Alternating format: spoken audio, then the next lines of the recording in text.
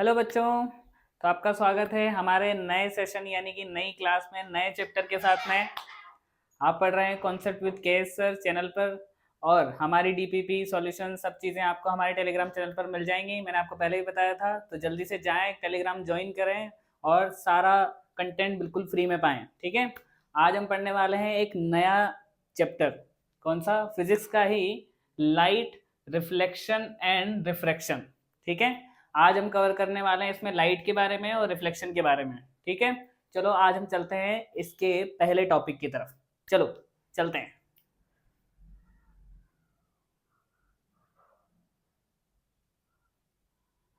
तो सबसे पहले हम डिस्कस करना चाहते हैं कि लाइट क्या होती है। सबसे पहले लाइट होती क्या है। जनरली हमें पता है कि लाइट लाइट जिस चीज़ की वजह से, जैसे लाइट मेरे ऊपर पड़ रही है तो आपको दिखाई दे रहा है, जिस चीज़ की वजह से हम देख पाते हैं वो लाइट होती है।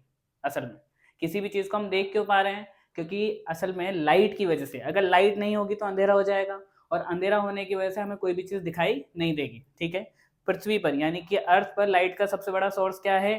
सन। ठीक है, चलो, तो लाइट असल में होती क्या है? आपको पता है कि लाइट कोई चीज है। क्या है लाइट? लाइट असल में है एक form of energy. It's a form of energy. Light एक एनर्जी फॉर्म है। देखो, एनर्जी का मतलब क्या होता है? एनर्जी का मतलब, एनर्जी एक ऐसी चीज है कि मतलब हर चीज में कुछ ना कुछ एनर्जी हो सकती है। किसी में पोटेंशियल, किसी में काइनेटिक, ऐसे एनर्जी के अलग अलग फॉर्म्स हो सकते हैं किसी किसी चीज में। ठीक है, लेकिन लाइट भी एक टाइप की अलग ही एनर्जी है।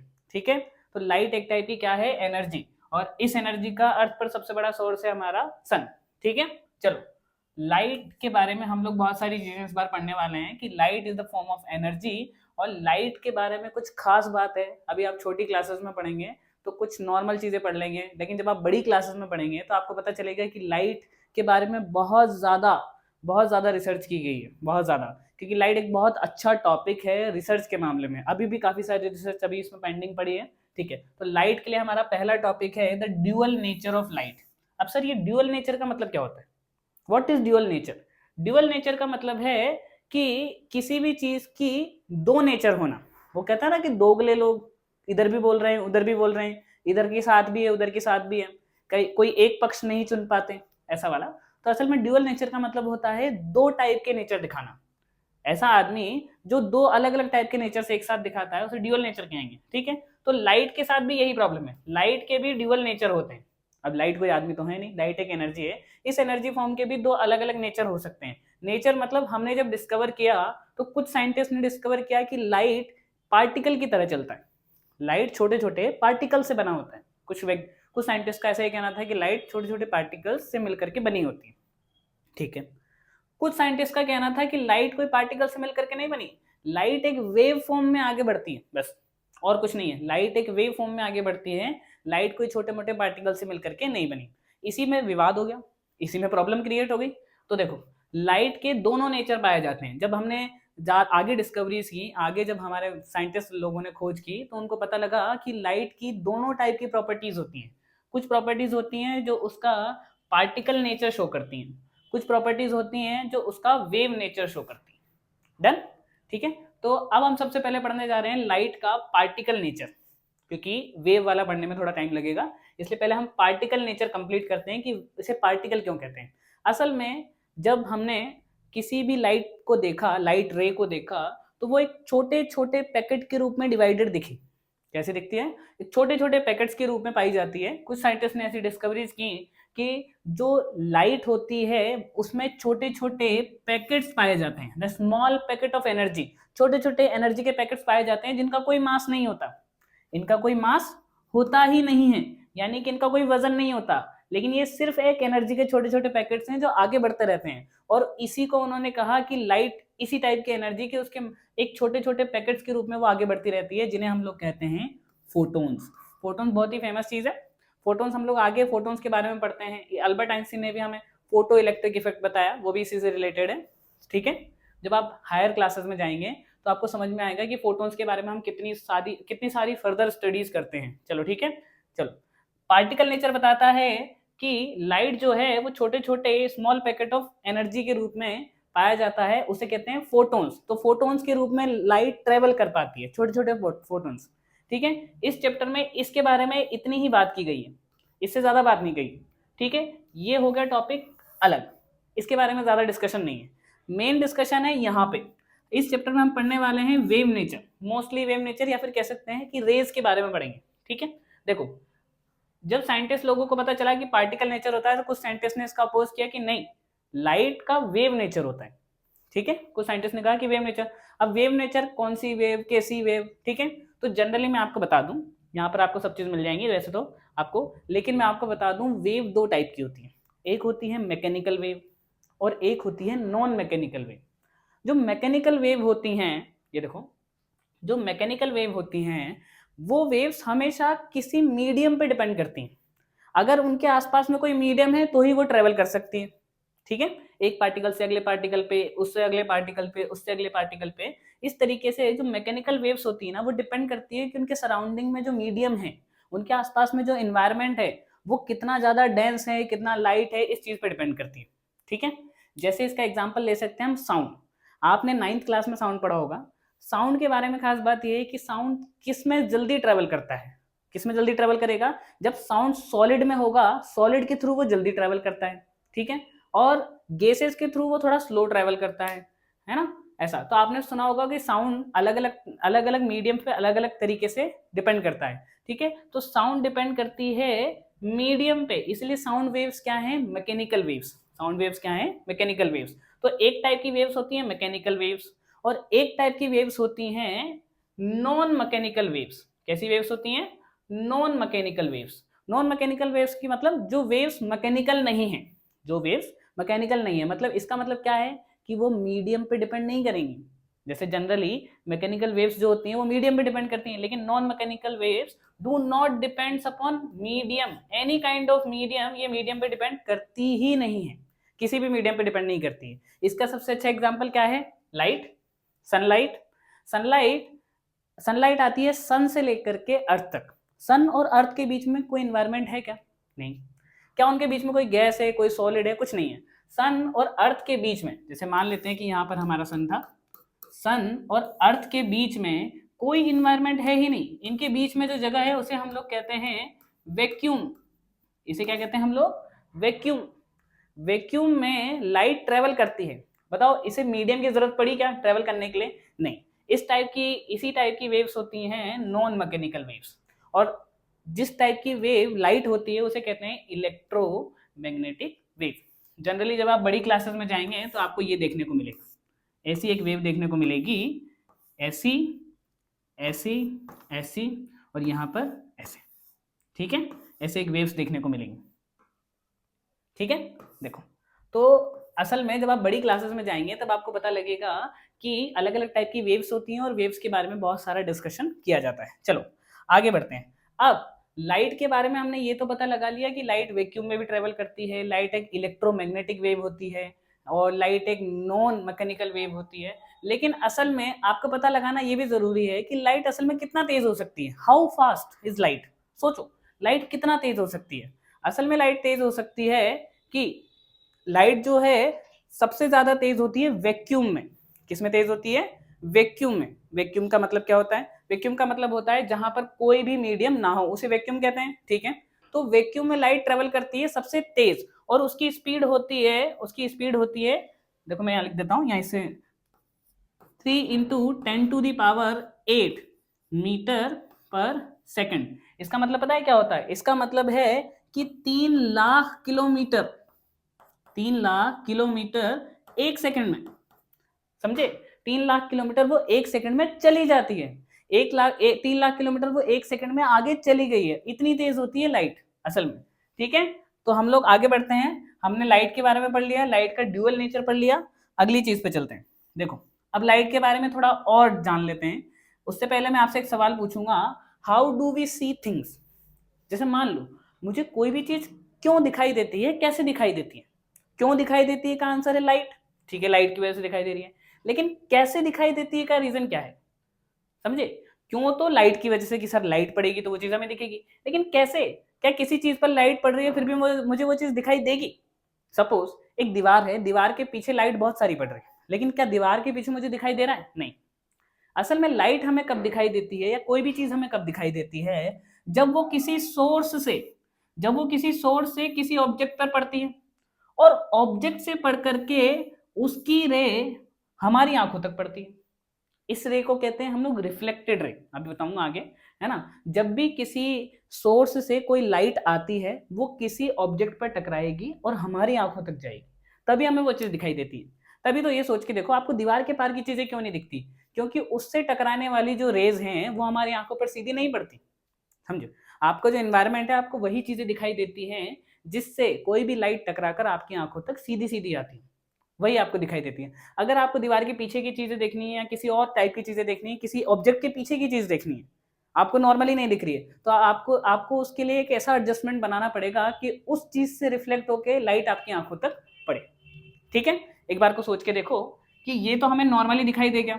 अब मान लो कोई ऑब्जेक्ट यहां पर रखा हुआ है, मान लेते हैं कि ऑब्जेक्ट यहां पर रखा हुआ है, इस ऑब्जेक्ट को हम कैसे देख सकेंगे? इस ऑब्जेक्ट को देखने के लिए ऐसा होना चाहिए कि अगर इससे कोई लाइट आकर के टकराए, मान लेते हैं कि इस पर कोई लाइट आकर के टकराई, वो कहीं पर रिफ्लेक्ट होकर हमारी आंखों तक आनी चाहिए, कहीं पर रिफ्लेक्ट होकर हमारी आंखों तक आनी चाहिए, तब हमें वो चीज दिखाई देगी। अब सर ये आप भी बार बार बोल रहे हो सर रिफ्लेक्ट होकर, इसे ही लाइट की पहली और सबसे इंपॉर्टेंट टॉपिक के बारे में हम लोग पढ़ेंगे।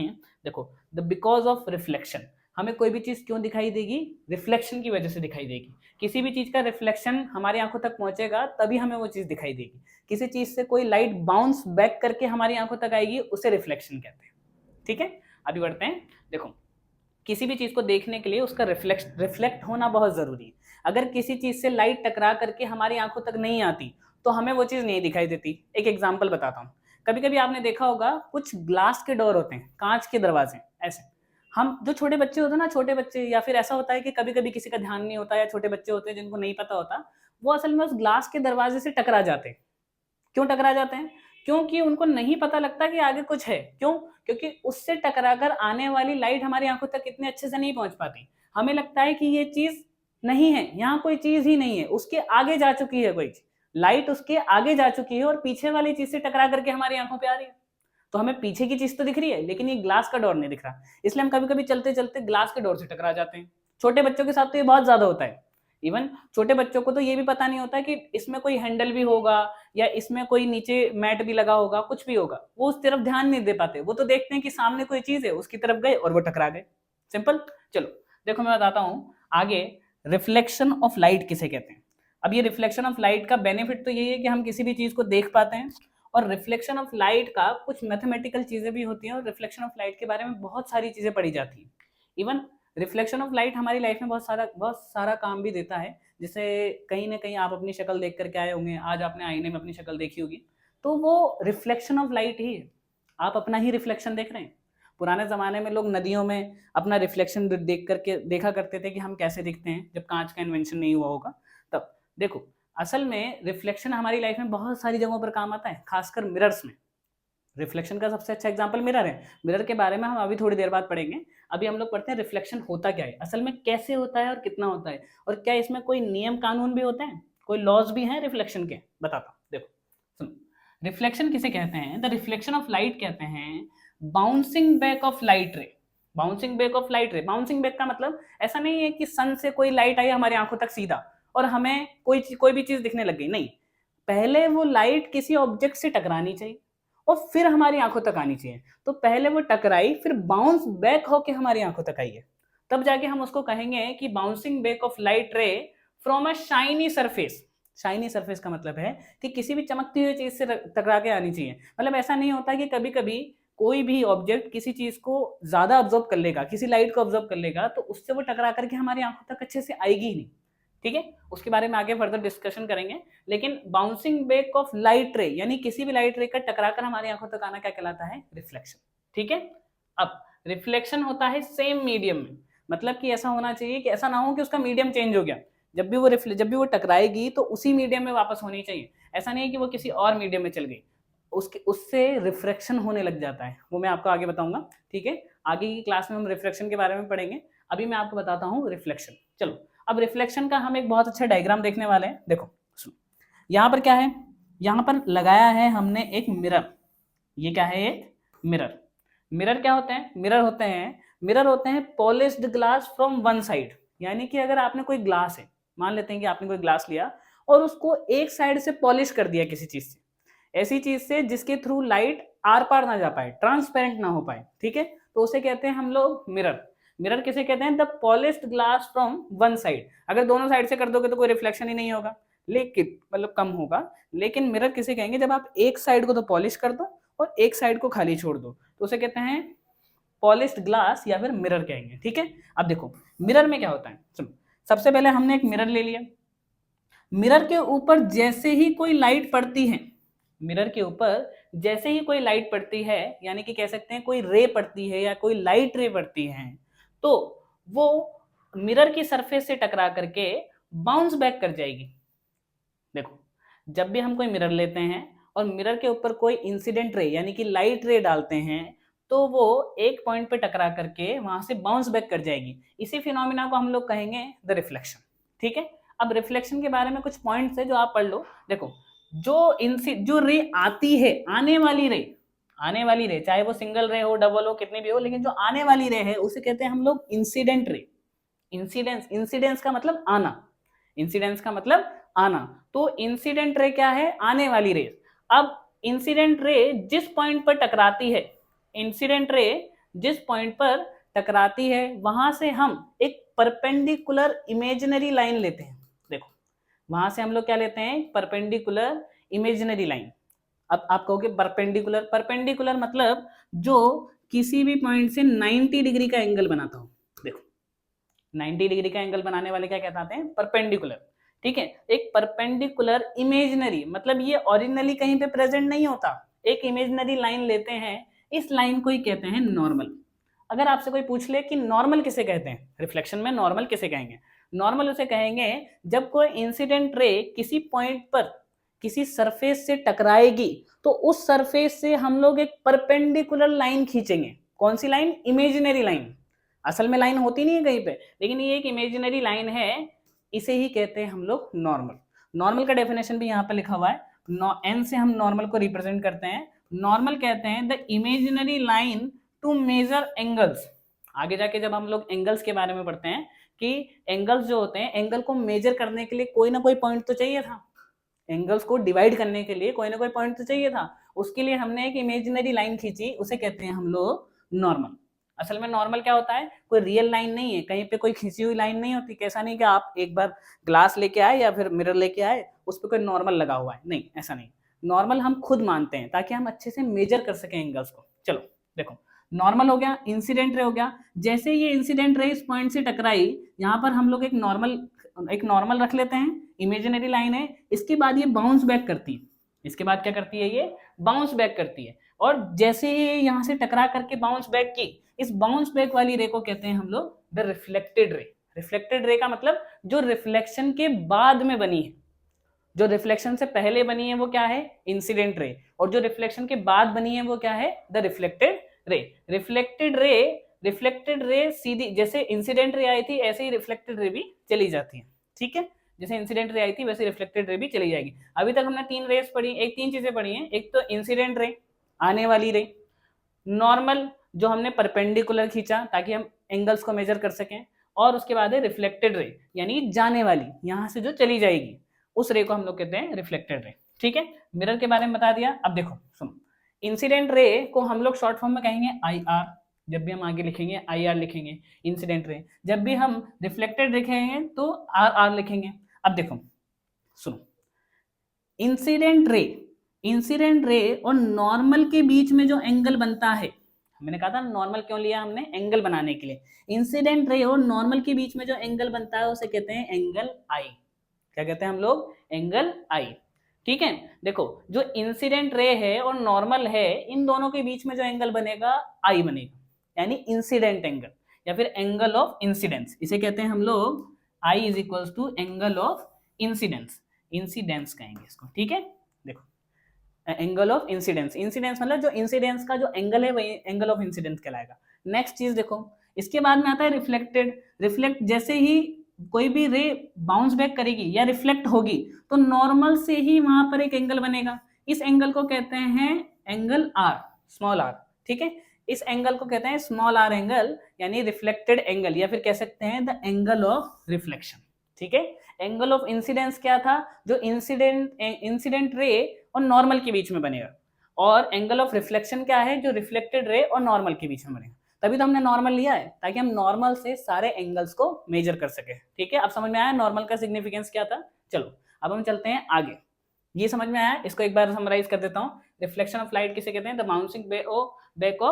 बाउंसिंग बैक ऑफ लाइट रे इज कॉल्ड द रिफ्लेक्शन। ठीक है, और रिफ्लेक्शन का डायग्राम आपको समझ में आया कि रिफ्लेक्शन होता कैसे। इंसिडेंट रे आती है, जिस पॉइंट पे पड़ती है वहां से हम एक नॉर्मल खींचते हैं, और एक रिफ्लेक्टेड रे होती है जो चली जाती है। इन दोनों के बीच का इंसिडेंट रे और नॉर्मल रे के बीच का एंगल आई, और इंसिडेंट और रिफ्लेक्टेड रे और नॉर्मल रे के बीच का एंगल आर। चलो देखो आगे बढ़ते हैं हम लोग।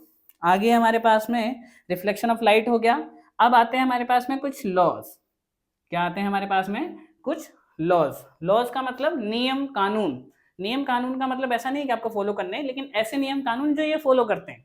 लाइट रे जो कानून फॉलो करती है वो बताता हूँ। देखो रिफ्लेक्शन, लॉज ऑफ रिफ्लेक्शन का मतलब है कि जो रिफ्लेक्शन होता है उसमें ये लॉज काम आते हैं कि इनके तरीके से हम लोग रिफ्लेक्शन को समझ सकते हैं। इन्हीं तरीकों से कैसे बताता हूँ। देखो इनका कहना है कि इनका पहला लॉ ये कहता है इंसिडेंट रे यानी आने वाली रे, देखना इंसिडेंट रे जो आई, नॉर्मल और बाउंसिंग बैक कर गई जो reflected ray. Incident ray, normal और रिफ्लेक्टेड रे, ये तीनों हमेशा एक सेम प्लेन में रहेंगी। अब सर ये कंफ्यूजन में आ गया, इंसिडेंट रे बता दिया आपने, नॉर्मल बता दिया आपने, लेकिन रिफ्लेक्टेड रे भी बता दिया आपने। अब हमारे पास बचा कि ये प्लेन क्या है। सबसे पहली चीज प्लेन क्या है, सबसे अच्छा आइडिया है प्लेन का कि आप एक कागज की शीट ले लें, एक कागज का एक पेपर ले लें। उस पेपर को अगर आप ऐसे पकड़ेंगे बिल्कुल ऐसे, तो ये क्या हो जाएगा, एक प्लेन हो जाएगा। यानी एक प्लेन पेपर मतलब कि एक प्लेन में क्या होता है, दो डायरेक्शंस होती हैं, एक तो एक्स हो सकती है, एक वाई हो सकती है, ऐसे बस दो ही डायरेक्शन से मिलकर के एक प्लेन बना होता है। एक शीट को हम लोग कह सकते हैं प्लेन। देखो ध्यान से देखो, ये एक प्लेन दिख रहा है। इनका कहने का मतलब है कि जो इंसिडेंट रे आती है और जो ये नॉर्मल खींचा जाता है, और यहाँ पर हम लोग जो रिफ्लेक्टेड रे बनाते हैं, जो रिफ्लेक्टेड रे होती है, ये तीनों हमेशा सेम प्लेन में लाई करती हैं। ये क्या करती हैं, सेम प्लेन में लाई करती हैं। ये जो है ये इनका सेम प्लेन है, देखो इस प्लेन में लाई करेंगे। ऐसा नहीं होगा, देखो ऐसा कभी नहीं होगा कि ये ऐसे आई सीधा और इधर की तरफ मुड़ गई, नहीं, ये आएगी इस एंगल पे तो इसी पे वापस यूं जाएगी। ऐसा कभी भी ऐसा नहीं होगा कि ये यहाँ से यूं चली गई, या ये यहाँ से यूं चली गई, या ये यहाँ से यूं चली गई, नहीं, ये आएगी नॉर्मल इस पे खींचेगा और ये इसी प्लेन पे चली जाएगी। वहां से हम कैसे भी प्लेन खींच सकते हैं। अगर मान लो ऐसा प्लेन खींचा है तो ऐसे आई और ऐसे चली गई, समझे। ठीक है, तो सेम प्लेन का मतलब है कि एक ही प्लेन पर आएंगी ये तीनों चीजें, इंसिडेंट रे, रिफ्लेक्टेड रे और नॉर्मल। ठीक है, चलो आगे बढ़ते हैं हम लोग। ये हमने लिख ही लिया यहाँ पर, incident ray, reflected ray, normal और lie on the same plane. चलो आगे बढ़ते हैं। दूसरा है हमारे पास में, दूसरा और इंटरेस्टिंग, ये थोड़ा इजी है। इसका कहने का मतलब है कि देखो जब भी, अभी हमने थोड़ी देर पहले एक डायग्राम बनाया था, ये मिरर था, मिरर से एक इंसिडेंट रे आई, यहाँ पर हमने एक नॉर्मल खींचा था और यहाँ से हमने एक रिफ्लेक्टेड रे। ये इंसिडेंट रे, ये रिफ्लेक्टेड रे, और यहाँ पर ये नॉर्मल। ये आई आर लिख देता हूँ मैं, ये आर आर लिख देता हूँ मैं, और यहाँ पर ये नॉर्मल है। ठीक है, मान लेते हैं कि ये नॉर्मल है। देखो अब क्या होगा, इसमें ऐसा देखने को मिलेगा आपको, एक एंगल बनता है आई और एक एंगल बनता है आर। इसकी खास बात यह है, the second law of reflection कहता है कि जो एंगल आई है, यानी एंगल ऑफ इंसिडेंस हमेशा एंगल ऑफ रिफ्लेक्शन के बराबर होगा। मतलब ये कि जो angle of incident angle i है और जो angle of reflection angle r है, ये दोनों हमेशा बराबर होंगे, समझे। जैसे ये आने वाला जो एंगल था, यहाँ पर ये एंगल बना है, ये आई, और यहाँ पर जो एंगल बना है ये आर। ये जो एंगल बने हैं ना दोनों, ये दोनों एंगल हमेशा बराबर होंगे। अगर मान लेते हैं कि एंगल ऑफ इंसिडेंट 30 डिग्री है, एंगल ऑफ इंसिडेंट क्या है, 30 डिग्री है, तो एंगल ऑफ रिफ्लेक्शन क्या होगा बताओ, 30 डिग्री, बिल्कुल सही। देखो अगर मैंने कह दिया कि एंगल ऑफ इंसिडेंट कितना है, 45 डिग्री है, तो बताओ एंगल ऑफ रिफ्लेक्शन कितना होगा, 45 होगा। चलो अब थोड़ा सा इसे ट्रिक पे लेके जाते हैं, बताओ ट्रिकी लेके जाते हैं। ट्रिकी का मतलब है कि आप मुझे बताएं, चलो आप मुझे बताएं, एक मिनट थोड़ा सा मैं एक यहीं पे बता देता हूँ। यहाँ पे देखो, आपसे एक सवाल पूछा जाएगा, मान लेते हैं कि जो एंगल ऑफ इंसिडेंट है वो है 45 डिग्री। एंगल ऑफ रिफ्लेक्शन नहीं पूछा, उन्होंने पूछ लिया बताओ नॉर्मल और सरफेस के बीच में एंगल कितना है। बताओ नॉर्मल और सरफेस के बीच में एंगल कितना है। देखो आंसर है कि सर चाहे इंसिडेंट एंगल 45 रख लो, 40 रख लो, 135 रख लो, कुछ भी रख लो सर, आप कुछ भी रख लो। 135 तो गलत हो जाएगा, लेकिन 90 डिग्री के एंगल में आप कुछ भी रख लो, 90 के अंडर में कुछ भी रख लो सर, असल में नॉर्मल और सरफेस के बीच का एंगल हमेशा 90 ही रहेगा। 90 रहने का मतलब यह है कि हमेशा सरफेस से कैसा खींचा जाएगा, परपेंडिकुलर। सरफेस से कैसे खींचा जाएगा, ये परपेंडिकुलर। अगर मान लो कि मैंने सरफेस को ऐसा रखा है, तो इसका मतलब यहाँ पर जो रे आ रही है, यहां से ऐसा नहीं है कि रे से परपेंडिकुलर, इस सरफेस से ये परपेंडिकुलर खींचा जाएगा, ऐसा समझे। तो नॉर्मल और सरफेस के बीच में हमेशा 90 डिग्री का एंगल होगा, चाहे मैं इंसिडेंट एंगल कुछ भी ले लूं, रिफ्लेक्टेड एंगल में कुछ भी ले लूं। चलो आगे बढ़ते हैं हम लोग। अगला है हमारे पास में लॉज ऑफ रिफ्लेक्शन। हो गए, दो लॉज थे रिफ्लेक्शन के, मैंने आपको बताई दिए, तीनों सेम प्लेन में लाई करेंगे। और दूसरा लॉ था कि एंगल ऑफ इंसिडेंस और एंगल ऑफ रिफ्लेक्शन दोनों बराबर होंगे। अगला है हमारे पास में मिरर। अब आते हैं हम लोग इसका बहुत ही इंपॉर्टेंट कह सकते हैं important topic, the mirror. Mirror के बारे में खास बात यह है कि मिरर असल में क्या होते हैं, अभी आपने डेफिनेशन पढ़ा था कि ऐसा पीस ऑफ ग्लास जिसका एक साइड हमने क्या किया था, एकदम बंद कर दिया था। एक साइड पे हमने क्या कर दिया था, एक तरीके से उसको वो कर दिया था कि एक तरीके से एक तरफ बंद कर दिया, दूसरी तरफ से खुला रख दिया, ताकि एक ही तरफ से वो सरफेस से टकराए कोई भी इंसिडेंट रे और वो रिफ्लेक्ट हो जाए, वो दूसरी तरफ ना जा पाए। इसे कहते हैं हम लोग मिरर। मिरर की खास बात यह है कि मिरर होते हैं दो टाइप के। जनरली हम लोग जहां मिरर देखेंगे, बहुत सारे मिरर्स होते हैं, लेकिन असल में हमें देखने को मिलते हैं ऊपर ऊपर तौर से, एक होते हैं प्लेन मिरर। देखो ध्यान से, प्लेन मिरर का मतलब है कि इनका जो सरफेस होगा वो कैसा होगा, प्लेन सरफेस होगा। प्लेन सरफेस का मतलब इसमें कोई कर्व नहीं होंगे, नो कर्व। नो कर्व का मतलब देखो मैं आपको बताता हूँ, ये मिरर देखो, ये यहां से लेकर के यहां तक ये एक प्लेन मिरर है। कैसे, देखो इसका जो ये वाला साइड है, ये वाला कोटेड है। कोटेड का मतलब हमने यहाँ पर पॉलिश किया है, पॉलिश, वन साइडेड पॉलिश, ठीक है। इस तरफ ये पॉलिश है, तो बताओ इस साइड से ये इसका शाइनी सरफेस है, देखो इस साइड से इसका शाइनी सरफेस है, ये देखो, ठीक है। तो हमेशा जिनमें कोई कर्व नहीं पाया जाएगा वो वाले मिरर कहलाएंगे प्लेन मिरर, बिना कर्व का मिरर। जैसे कि आपने देखा होगा बहुत सारे प्लेन मिरर्स आपने देखे होंगे, जनरली कभी कभी कहीं कहीं लगे होते हैं प्लेन मिरर, बिल्कुल सीधे मिरर लगे होते हैं, उनमें कोई कर्व नहीं होता, उसमें कोई आदमी मोटा बड़ा छोटा कुछ नहीं दिखता, ठीक है। वो दिखता है बिल्कुल जैसा है वैसा। जैसे आपने कभी कभी जनरली चेंजिंग रूम में जो मिरर्स देखे होंगे, उसमें आदमी जितनी हाइट का है वो उतना दिखेगा, कुछ और नहीं दिखेगा, जितनी हाइट का है उतना दिखेगा, जैसा है वैसा दिखेगा, कुछ नहीं दिखेगा, बिल्कुल जैसा है, उतनी जितनी दूरी पर खड़ा है उतनी दूरी पर दिखेगा। ये सब चीजें हम आगे पढ़ेंगे कि ऐसा क्यों होता है। बाकी मैं आपको बता देता हूँ कि वो जैसा है वो वैसा ही दिखता है कहीं भी।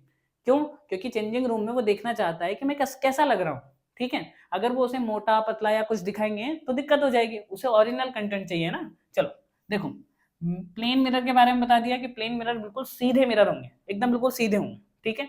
अब आते हैं हमारे कुछ स्फेरिकल मिरर्स। स्फेरिकल मिरर्स का मतलब हुआ जो किसी स्फेयर का पार्ट हो, ऐसे मिरर्स।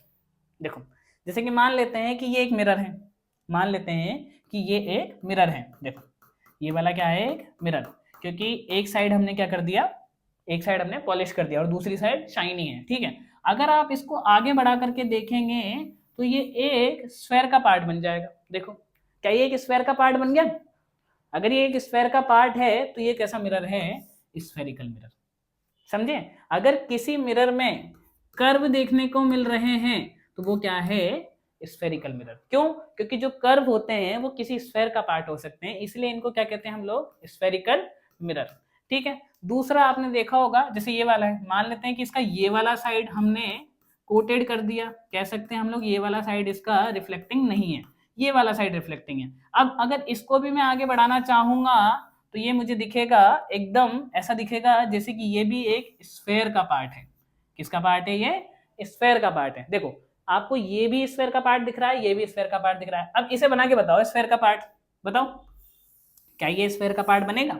नहीं सर, ये तो आधा सा ही लग रहा है, नहीं बन सकता सर ये, ठीक है। लेकिन ये दोनों तो स्फेयर के पार्ट लग रहे हैं, इसलिए इसे कहते हैं हम लोग स्फेरिकल मिरर। अब स्फेरिकल जो मिरर होते हैं, स्फेरिकल मिरर जो होते हैं, स्फेरिकल मिरर्स में दो टाइप के मिरर्स हो सकते हैं। एक हो सकते हैं हमारे कॉन्वेक्स मिरर्स। चलो पहले कॉन्वेक्स बता देता हूँ। कॉन्वेक्स मिरर्स वो होते हैं जिनका जो शाइनी सरफेस होता है वो बाहर की तरफ होता है, यानी उभरा हुआ होता है। आपने चम्मच देखी है, ऐसी चम्मच होती है। चम्मच का ये जो बाहर का सिरा है, ये जो बाहर का जो आउटर सरफेस है, ये जो आउटर सरफेस है, अगर ये शाइनी हो तो वो क्या कहलाएगा? Convex mirror. कैसा मिरर कहलाएगा?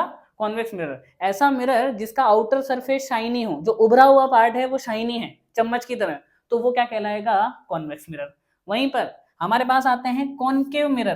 कॉनकेव मिरर का मतलब है जिनका जो अंदर वाला पार्ट है वो शाइनी है और बाहर वाला कोटेड है, यानी बाहर वाला हमने बंद कर दिया है, अंदर वाला ही शाइनी है, अंदर वाले से रिफ्लेक्शन हो सकता है, तो उसे कहते हैं हम लोग कॉनकेव मिरर।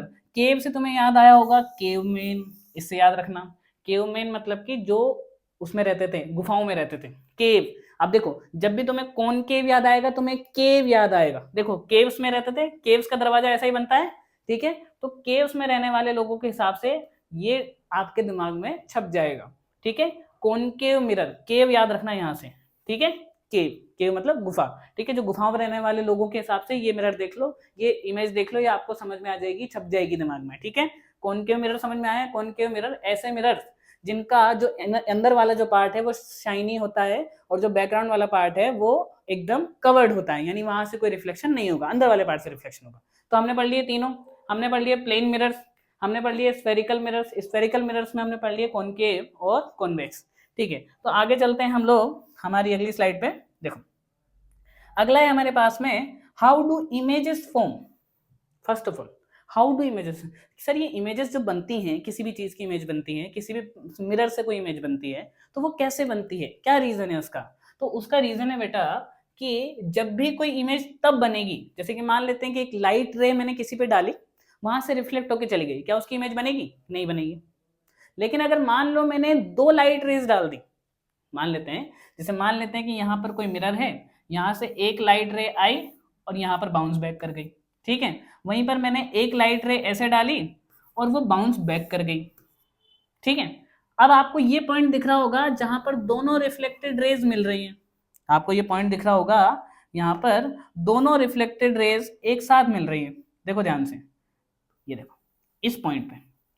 तो बताओ इमेज कहाँ फॉर्म होगी? समझ ही गए होंगे कि जब भी दो या दो से ज्यादा रिफ्लेक्टेड रेज कहीं पर मिलती हैं, सुनो ध्यान से, by meeting the reflected rays, यानी कि जब भी दो या दो से ज्यादा रिफ्लेक्टेड रेज कहीं पे मिलती हैं तो वहां पर क्या बनती है? इमेज फॉर्म होती है। समझ गए? इमेज कहाँ पे बनेगी? इस पॉइंट पे इमेज बनेगी। कहाँ बनेगी इमेज? इस पॉइंट पे इमेज बनेगी। समझ गए? चलो अब बताता हूं कि इमेजेस कितनी टाइप की होती हैं। असल में इमेजेस होती हैं दो टाइप की। असल में इमेजेस कैसी होती हैं? दो टाइप की इमेजेस होती हैं। पहली इमेज होती है रियल इमेज और एक इमेज होती है वर्चुअल इमेज। सर अब ये रियल और वर्चुअल क्या होते हैं?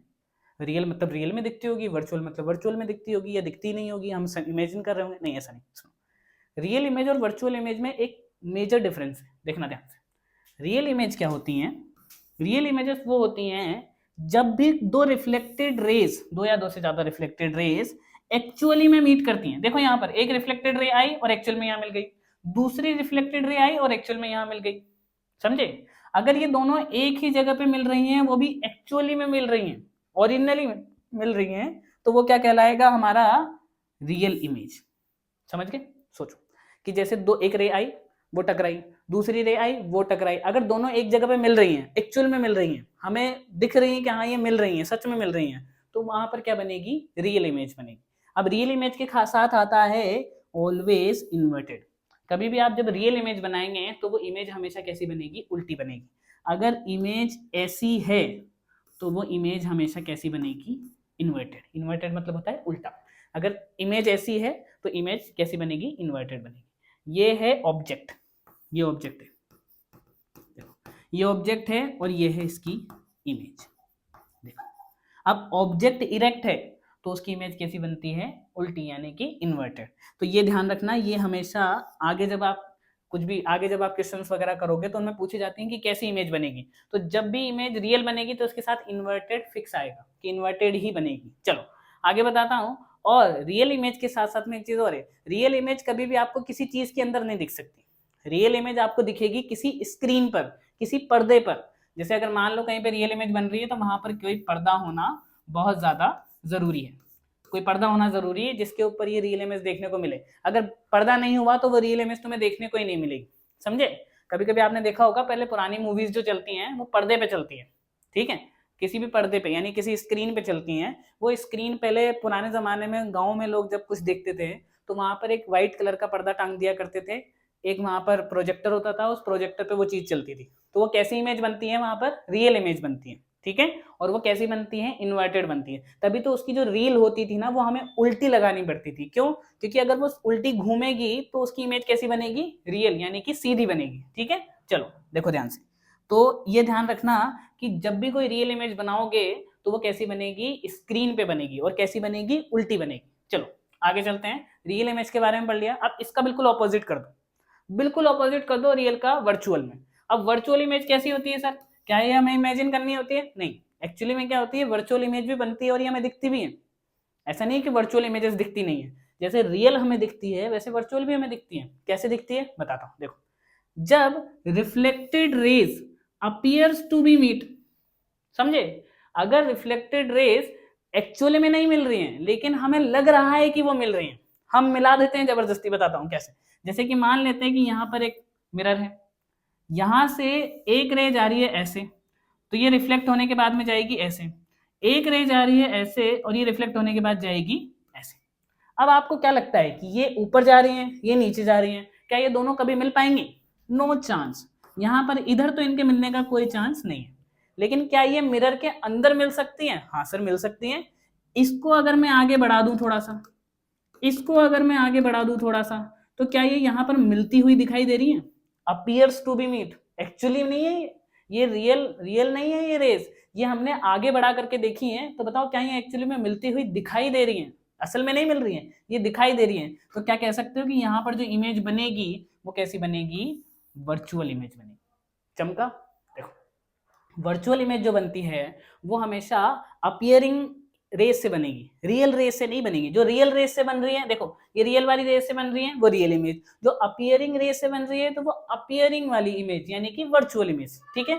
वर्चुअल इमेज के जैसे रियल वाली इमेज के साथ में इन्वर्टेड आता था, तो वर्चुअल इमेज के साथ में आता है इरेक्ट। इसका मतलब क्या है, अगर ऑब्जेक्ट ऐसा रखा है तो इसकी जो इमेज बनेगी वो भी बिल्कुल ऐसी ही बनेगी, सिंपल।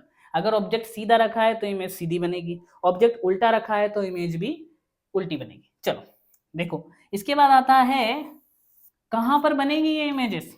क्या ये किसी पर्दे की जरूरत पड़ेगी इसके लिए, किसी स्क्रीन की जरूरत पड़ेगी इसके लिए? नहीं, इसके लिए किसी स्क्रीन की जरूरत नहीं पड़ेगी। इसके लिए कोई स्क्रीन चाहिए ही नहीं कि किसी स्क्रीन की जरूरत पड़ेगी। असल में ज्यादातर ये इमेजेस बनती हैं मिरर के अंदर। कैसे बनती है, मिरर के अंदर। ये वाली इमेजेस हमें देखने को मिलती है मिरर के अंदर। देखो जैसे कि मान लेते हैं कि यहाँ पर ये मिरर था, ये मिरर था, तो आपको बाहर इमेज मिलती तो पर्दा लगाना पड़ता, लेकिन अगर मिरर के अंदर बन रही है तो वो चीज आपको यहीं पर देखने को मिलेगी। और जो ये इमेज देखने को मिलेगी, ये जो इमेज है यही वर्चुअल इमेज है। और ज्यादातर जो आप देखते हैं वो वर्चुअल इमेजेस ही देखते हैं, रियल इमेज आपको बहुत कम देखने को मिलती है। वर्चुअल इमेजेस ही आप देख रहे होते हैं, कांच में देख रहे होते हैं, किसी मिरर में देख रहे होते हैं, कहीं पर भी देख रहे होते हैं, तो ज्यादातर आप वर्चुअल इमेजेस देखते होते हैं। वर्चुअल इमेजेस के लिए आपको किसी भी स्क्रीन की जरूरत नहीं है, वर्चुअल इमेज आपको दिखेगी इनसाइड द मिरर, ये ध्यान रखना। चमका? दोनों में डिफरेंस देख लो। अगर आपसे कोई पूछ ले कि रियल इमेज और वर्चुअल इमेज में डिफरेंस क्या है, जो रियल इमेज होती है वो एक्चुअल रेस से मिलकर के बनी होती है, और जो वर्चुअल इमेज होती है वो अपीयरिंग रेस से मिलकर के बनी होती है। दूसरी चीज, रियल इमेज होती है वो उल्टी बनती है, इन्वर्टेड बनती है, और जो वर्चुअल इमेज होती है वो बिल्कुल इरेक्ट बनती है। तीसरी चीज, रियल इमेज के लिए हमें स्क्रीन की जरूरत पड़ती है, और वर्चुअल इमेज के लिए हमें किसकी जरूरत पड़ती है, मिरर की, जिससे रिफ्लेक्ट होके जा रही है, मिरर के अंदर ही बन जाती है। इसके लिए कोई स्क्रीन नहीं चाहिए, ठीक है। चलो, तो आज का हमारा लेक्चर यहीं तक था, यही हमारी लास्ट स्लाइड है। थैंक यू बच्चों, आज के लिए बहुत बहुत शुक्रिया, और पिछले लेक्चर्स को प्यार देने के लिए आपका बहुत बहुत शुक्रिया। बहुत ही अच्छा रेस्पॉन्स मिला, कुछ बच्चों ने हमें बहुत ही अच्छे अच्छे कमेंट्स भी किए हैं। इसी तरीके से कमेंट करते रहें और हमारा हौसला बढ़ाते रहें। इसी तरीके के लेक्चर्स आगे आते रहेंगे और भी अच्छी अच्छी स्लाइड्स देखने को मिलेगी और हम लोग इम्प्रूव करेंगे हमारी चीज़ों को। ठीक है, आपसे मिलकर बहुत अच्छा लगा। थैंक यू, धन्यवाद, और बने रहिए कॉन्सेप्ट विद के सर के साथ में। Thank you.